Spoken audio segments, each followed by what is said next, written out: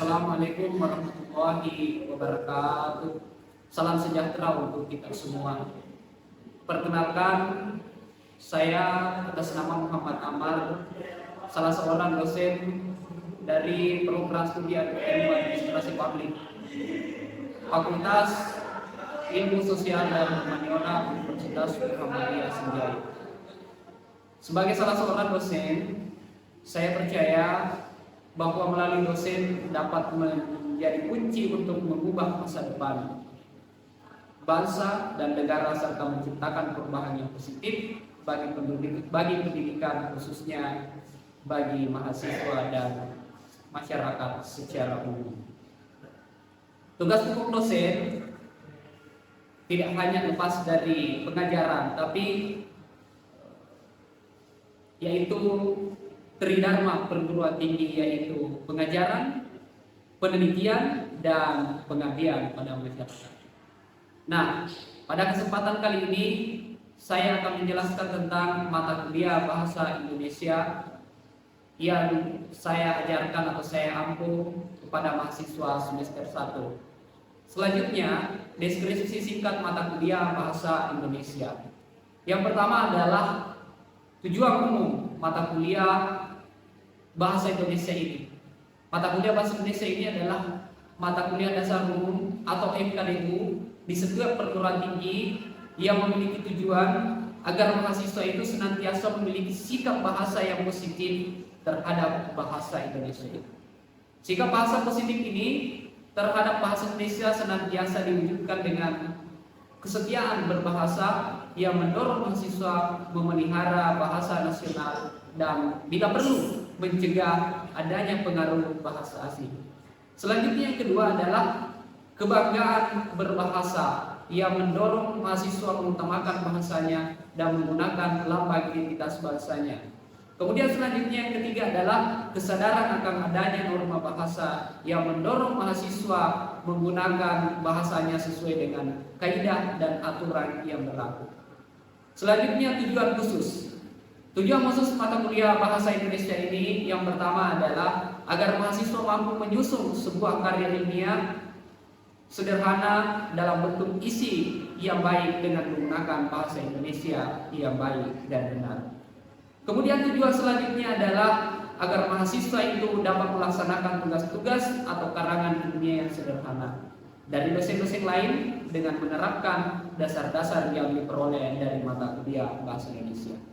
Tentunya selain tujuan jangka pendek juga memiliki tujuan jangka panjang. Tujuan jangka panjangnya adalah agar para mahasiswa sanggup menyusun skripsi sebagai persyaratan mengikuti ujian sarjana. Demikian juga setelah mahasiswa lulus, mahasiswa ini senantiasa diharapkan terampil menyusun kertas kerja, laporan penelitian, dan karya ilmiah yang lain. Selanjutnya, CPL yang dibebankan dalam mata kuliah ini adalah yang pertama adalah bertakwa kepada Tuhan Yang Maha Esa dan menunjukkan sikap menginternalisasi dan mengamalkan keislaman yang terkandung dalam Al-Quran dan Al-Hadis. Kemudian CPL yang kedua adalah mahasiswa mampu mengkomunikasikan gagasan secara lisan dan tertulis.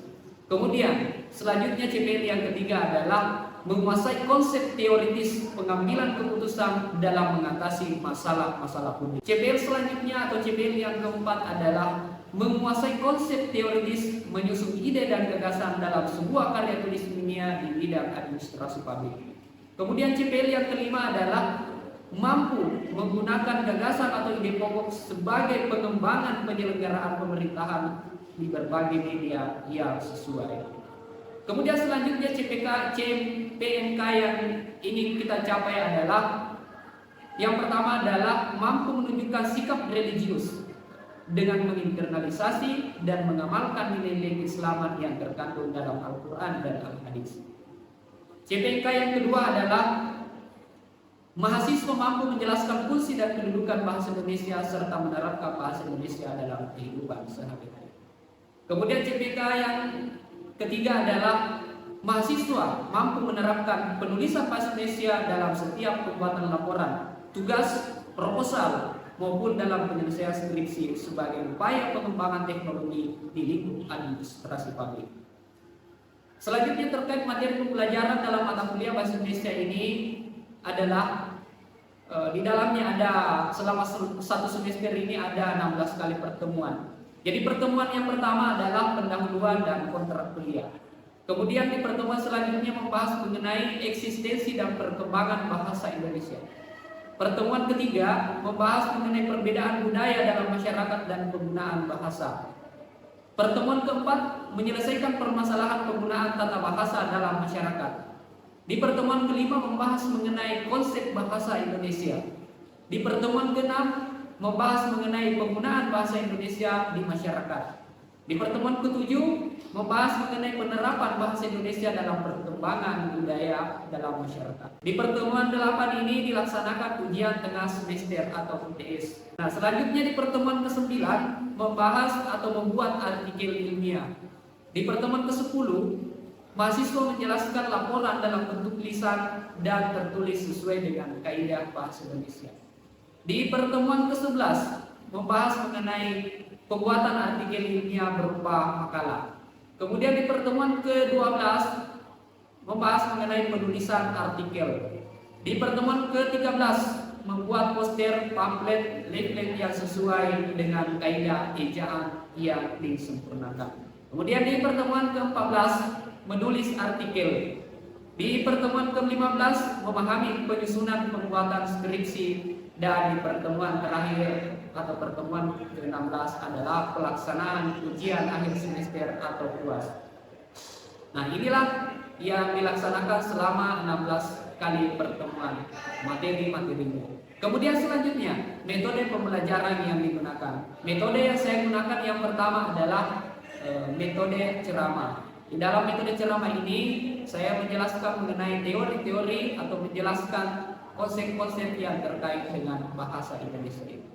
Kemudian metode selanjutnya yang saya gunakan adalah diskusi. Saya membagi kelompok untuk melaksanakan diskusi kelompok. Kemudian metode yang ketiga yang saya lakukan adalah menerapkan metode pembelajaran mandiri. Di dalam pembelajaran mandiri ini mahasiswa senantiasa diharapkan mencari dan mengambil materi. Selain di dalam perkuliahan di tatap muka di kelas, mahasiswa diharapkan mengambil materi yang terkait dengan bahasa Indonesia baik melalui buku referensi maupun di internet. Kemudian metode selanjutnya adalah studi kasus. Selanjutnya, sistem penilaian yang digunakan dalam mata kuliah bahasa Indonesia. Jadi sistem penilaian yang saya gunakan dalam mata kuliah bahasa Indonesia ini yang pertama adalah absensi kehadiran. Di dalam absensi kehadiran ini, bobot penilaiannya adalah 20%. Kemudian selanjutnya, penilaian selanjutnya adalah tugas individu. Bobotnya di sini adalah 15%. Kemudian selanjutnya adalah penilaian ujian tengah semester atau tes. Di sini bobotnya 20%. Kemudian pengamatan dosen atau penilaian sikap dari dosen di sini ada 10%. Kemudian penilaian yang terakhir adalah ujian akhir semester atau UAS dengan bobot 35%. Nah, inilah 5 poin, kemudian ditotalkan keseluruhan menjadi 100%. Dan inilah yang menjadi nilai total untuk menghasilkan nilai akhir pada mahasiswa dari akumulasi dari 5 poin tersebut. Inilah menjadi nilai akhir mahasiswa nanti. Adapun bentuk soal yang saya berikan kepada mahasiswa adalah dalam bentuk esai dan kanda. Biasanya dalam ujian dalam bentuk daring menggunakan Google Form, sedangkan dalam bentuk luring atau tatap muka menggunakan soal esai. Nah, selanjutnya saya akan tampilkan video pembelajaran bahasa Indonesia saya dalam bentuk tatap muka atau luring. Terima kasih dan selamat menyaksikan. Bismillahirrahmanirrahim. Assalamualaikum warahmatullahi wabarakatuh. Waalaikumsalam warahmatullahi wabarakatuh. Adik-adik yang saya cintai, sebelum kita memulai perkuliahan nanti ini, mari kita bersama-sama membaca berdoa dimulai.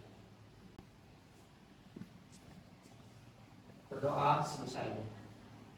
Baik, adik-adik, sebelum saya masuk ke materi perkuliahan pada hari ini, ini yang membahas mengenai perkembangan bahasa Indonesia. Terlebih dahulu saya ingin mengecek kehadiran dulu pada hari ini. Aidil, Andianto, tidak ada pemberitahuan Rotika, Amaluddin, tidak ada. Andi Fatul Dwi Dermawan, Faisal, Haikal Rizki, Masri, Mula Idris Mahfuz, Raslan, Wahyu Anugrah. Baik, selanjutnya Adinda, kita masuk ke materi perkuliahan pada hari ini yang membahas mengenai perkembangan bahasa Indonesia sebagai sumber bahasa Indonesia. Tapi sebelumnya saya ingin menanyakan, ada yang masih ingat materi kita pada pekan lalu? Siapa yang masih ingat? Coba katakan. Baik, Raslan, materinya adalah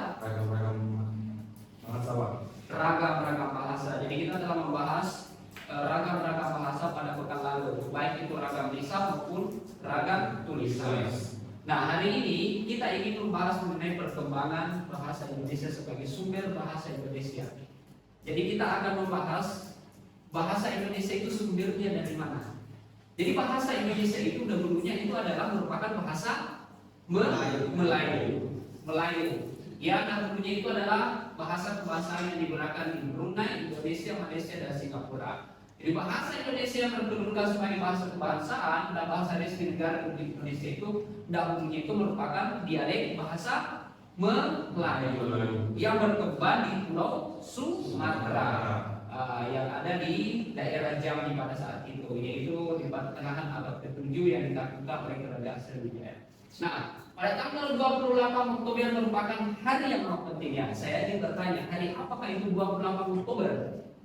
Wah, ini bagus. Ini adalah pemuda Indonesia. Tanggal 28 Oktober itu bertepatan dengan Sumpah Pemuda.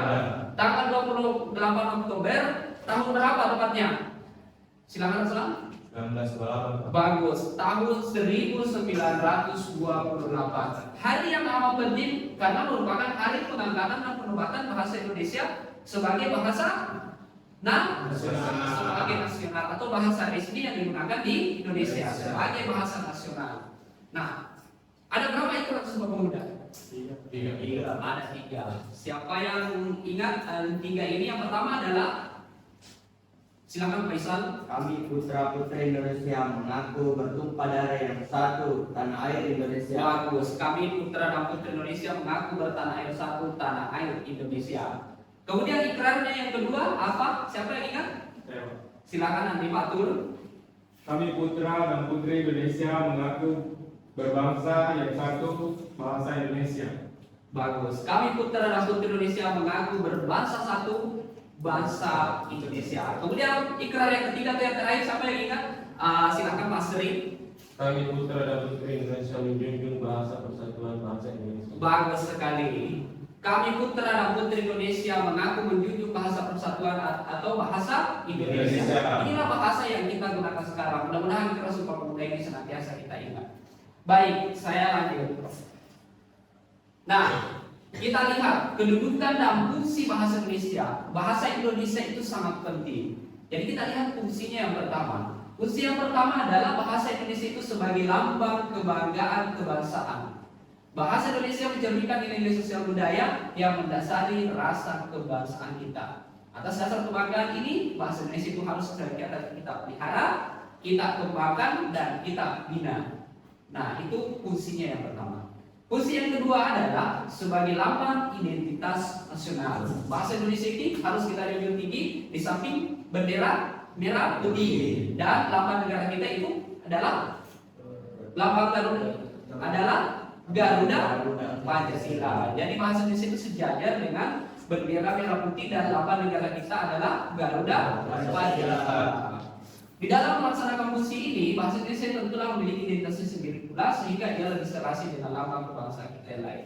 Bahasa Indonesia dapat memiliki identitasnya hanya apabila masyarakat pemakainya membina dan mengembangkan sedemikian rupa sehingga bersih dari unsur-unsur bahasa lain. Ini fungsinya yang kedua. Apa fungsi selanjutnya adalah sebagai bahasa nasional merupakan alat perhubungan. Bahasa Indonesia itu alat perhubungan baik antar suku, antar warga, dan antar daerah serta antar bangsa. Jadi berkat bahasa Indonesia ini mempersatukan kita antar suku dari Sabang sampai Merauke. Sehingga latar belakang perbedaan sosial budaya kita ini tidak usah kita khawatirkan lagi terjadi perpecahan karena adanya bahasa Indonesia sebagai bahasa pemersatu. Fungsi yang terakhir adalah alat yang memungkinkan terlaksananya penyatuan berbagai suku bangsa yang memiliki latar belakang sosial budaya dan bahasa yang berbeda-beda ke dalam satu kesatuan bangsa yang bulat. Jadi bahasa itu mempersatukan dari Sabang sampai Merauke semua suku yang ada di wilayah Nusantara ini.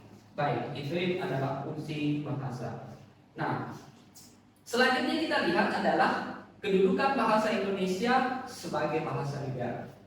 Nah, apa saja fungsinya? Yang pertama adalah sebagai bahasa resmi kenegaraan. Jadi bahasa Indonesia itu dipakai sebagai bahasa resmi kenegaraan dalam upacara, peristiwa dan kegiatan kenegaraan baik dalam bentuk lisan maupun tulisan. Bahasa pengantar dalam dunia pendidikan, mulai dari taman kanak-kanak sampai perguruan tinggi. Kita pelajari semua bahasa Indonesia. Jadi bahasa Indonesia itu sangat penting. Kemudian yang ketiga, alat perhubungan pada tingkat nasional untuk kepentingan perencanaan dan pelaksanaan pembangunan. Jadi bahasa Indonesia itu digunakan sebagai alat komunikasi, sebagai alat perhubungan pada tingkat nasional untuk perencanaan pembangunan. Nah, apa fungsinya sebagai kedudukannya sebagai bahasa negara? Bahasa Indonesia selanjutnya itu adalah yang terakhir itu adalah alat pengembangan kebudayaan dan IT. Jadi bahasa Indonesia itu juga digunakan sebagai alat pengembangan kebudayaan dan IT. Nah, saya kira ini mengenai fungsi bahasa Indonesia yang saya jelaskan secara umum. Selanjutnya, mungkin ada di antara adik-adik di sini yang masih ingin menanyakan terkait dengan pembahasan kita hari ini mengenai perkembangan bahasa Indonesia mengenai kedudukan dalam fungsi bahasa Indonesia. Siapa yang ingin bertanya? Silakan angkat tangannya. Baik, saya persilakan dulu kepada Mula. Apa yang menyebabkan bahasa Melayu sehingga diangkat menjadi bahasa nasional? Baik, terima kasih pertanyaannya. Saya kira ini pertanyaan yang cukup bagus. Apa yang menyebabkan sehingga bahasa Melayu itu diangkat menjadi bahasa nasional? Kenapa bukan bahasa Batak? Kenapa bukan bahasa Konjo? Kenapa bukan bahasa Bugis yang diangkat? Nah, jawabannya itu ada beberapa faktor. Faktornya yang pertama, karena bahasa Melayu itu sudah merupakan lingua peranca. Apa itu lingua peranca? Adalah bahasa perhubungan yang digunakan pada zaman itu. Ya, pada saat itu digunakan sebagai bahasa perdagangan. Nah, itu yang pertama faktornya. Yang kedua, faktor yang kedua adalah bahasa Melayu itu sederhana dan mudah dipelajari. Karena bahasa Melayu itu tidak mengenal atau tidak mempunyai tingkatan bahasa. Nah, faktor selanjutnya adalah bahwa semua suku di Indonesia dari Sabang sampai Merauke menerima bahasa Melayu atau sepakat bahasa Melayu ini diangkat menjadi bahasa resmi negara atau bahasa nasional. Jadi tidak ada yang mempertentangkan sehingga bahasa Melayu lah yang disepakati diangkat menjadi bahasa nasional atau bahasa resmi di negara Indonesia. Faktornya yang terakhir bahwa bahasa Melayu itu mempunyai kesanggupan dipakai sebagai bahasa kebudayaan dalam arti yang luas. Jadi dipakai sebagai bahasa kebudayaan. Bahasa Melayu ini sanggup dipakai sebagai bahasa kebudayaan dalam arti yang luas. Nah, saya kira inilah 4 faktor yang membuat sehingga bahasa Melayu itu diangkat menjadi bahasa nasional. Nah, terima kasih Saudara Mula. Masih ada pertanyaan lagi dari adik-adik di sini? Silakan angkat tangan. Silakan Saudara Raslan, pertanyaannya. Jadi pertanyaan saya itu Pak, apa saja kedudukan bahasa itu Pak? Kedudukan bahasa, pertanyaan yang sangat bagus. Jadi baik. Jadi kedudukan bahasa itu ada 2. Jadi yang pertama itu berkedudukan sebagai bahasa nasional. Ya, sesuai dengan apa tadi? Sumpah. Jadi yang pertama itu kedudukannya adalah sebagai bahasa nasional sesuai dengan Sumpah Pemuda. Kemudian kedudukannya yang kedua adalah sebagai bahasa negara sesuai dengan Undang-Undang Dasar tahun 1945. Bagus sekali pertanyaannya. Nah, baik adik-adik, selanjutnya karena adik ini sudah memberikan pertanyaan, selanjutnya saya ingin bertanya lagi. Ingin melihat sejauh mana pemahaman adik-adik terkait dengan materi ini. Pertanyaan saya yang pertama adalah, seberapa pentingkah bahasa Indonesia itu? Seberapa pentingkah bahasa Indonesia itu? Silahkan yang ingin menjawab siapa? Siapa? Aidil. Silahkan Aidil. Seberapa pentingkah bahasa Indonesia itu? Bahasa Indonesia sangat penting, Pak. Apa bahasa Indonesia? Tentunya kita sungkan untuk berkomunikasi antar sesama dan antar suku bangsa. Baik. Bahwa seberapa pentingkah bahasa Indonesia itu? Bahwa bahasa Indonesia itu katanya Aidil sangat penting. Karena tanpa bahasa Indonesia ini tentunya kita akan sukar berkomunikasi. Coba kita bayangkan, antara suku Bugis dan Konjo saja kalau tidak saling mengerti pasti akan susah berkomunikasi. Tapi berkat adanya bahasa Indonesia ini, kita akan lebih mudah berkomunikasi, khususnya komunikasi antar suku bangsa yang berbeda bahasa. Nah, saya kira itu bagus sekali, dan itu sangat penting. Jadi bisa saja karena tidak ada bahasa pemersatu ini bisa terjadi konflik, pertentangan hanya karena perbedaan bahasa, tidak saling memahami bahasa daerah masing-masing. Tapi berkat bahasa Indonesia ini sebagai bahasa pemersatu sehingga bisa mempersatukan antara hindar dan konflik. Baik, pertanyaan saya selanjutnya, ya mungkin sebentar bisa diberikan jawabannya di sini. Jadi pertanyaan saya ini pertanyaan yang terakhir. Bagaimana cara kita membina dan mengembangkan supaya bahasa Indonesia ini semakin berkembang ke depannya? Ada yang bisa menjelaskan? Baik, saudara Haikal, saya mendengarkan pendapatnya. Silakan adik. Itu ada 3. Baik. Pertama itu senantiasa menggunakan bahasa Indonesia dalam percakapan sehari-hari. Baik, yang pertama. Yang kedua, mengajarkan bahasa Indonesia dari TK sampai perguruan tinggi. Baik, bagus sekali. Kemudian yang ketiga yaitu bangga menggunakan bahasa Indonesia. Ya, bagus sekali jawabannya. Jadi bahasa Indonesia ini harus senantiasa kita bina dan kembangkan. Jadi mulai dari taman kanak-kanak sampai perguruan tinggi kita pelajari bahasa Indonesia. Kemudian kita gunakan bahasa Indonesia itu dalam kegiatan bertutur, dalam kehidupan sehari-hari. Dan sebagai mahasiswa kita harus senantiasa bangga menggunakan bahasa Indonesia, di samping kita juga menggunakan bahasa daerah kita masing-masing. Nah, saya kira inilah materi yang saya paparkan pada hari ini. Terima kasih banyak atas partisipasinya, atensinya mengikuti perkuliahan pada hari ini. Dan sebelum saya menutup perkuliahan pada hari ini, saya akan memberikan tugas individu untuk dikumpulkan pada pertemuan selanjutnya. Jadi saya akan tampilkan soalnya di depan. Ini juga nanti saya bisa kirim di grup WA-nya untuk soal ini. Jadi ada 3 soal yang saya berikan. Yang pertama itu adalah bahasa Indonesia disebut juga bahasa nasional dan bahasa negara. Jelaskan perbedaan konsep itu. Kemudian yang kedua adalah bahasa Indonesia alat pengembangan kebudayaan nasional, ilmu dan teknologi. Berikan contoh pernyataan itu. Nah, minta contohnya. Dan yang terakhir, bagaimana pendapat Anda jika di suatu kantor seseorang asik berbicara dengan temannya dengan menggunakan bahasa daerah tertentu, padahal banyak karyawan berasal dari suku bangsa lain turut mendengarkan pembicaraan itu. Nah, silakan diberikan jawabannya. Jadi saya tunggu jawabannya di depan. Jadi sebelum saya mengakhiri, kembali saya menekankan kepada adik-adik semua. Mari kita senantiasa membina, mengembangkan bahasa Indonesia sedemikian rupa. Mari kita bangga menggunakan bahasa Indonesia, karena dengan bahasa Indonesia ini sebagai bahasa pemersatu kita bisa bersatu. Mudah-mudahan bisa kita bina dan kembangkan selanjutnya.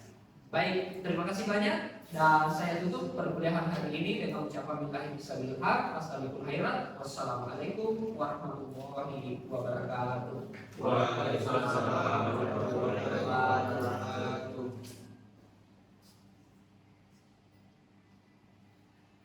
Demikianlah deskripsi singkat video pembelajaran saya. Semoga memberikan gambaran tentang kegiatan bidang pendidikan dan pengajaran saya pada program studi ilmu administrasi publik, khususnya pada mata kuliah bahasa Indonesia. Atas perhatiannya saya ucapkan terima kasih, dan mari terus berinovasi dan menebar benih-benih kebaikan.